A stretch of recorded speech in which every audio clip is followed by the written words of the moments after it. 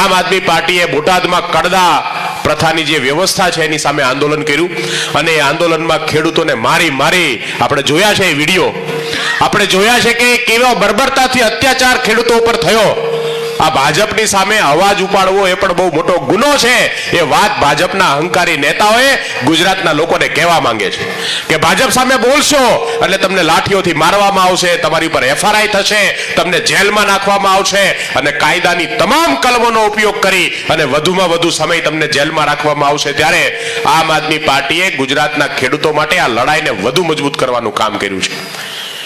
જ્યારે બોટાદની અંદર આ વાત ઊભી થઈ, આ માંગ ઊભી થઈ, કડદાની સામે આંદોલન ઊભું થયું, ખેડૂતો રોડ ઉપર આવ્યા, ત્યારે આપણી વચ્ચેથી આપણા દીકરાઓ રાજુભાઈ બોરખતરિયા અને પ્રવીણભાઈ રામ એ આંદોલનમાં જોડાયા.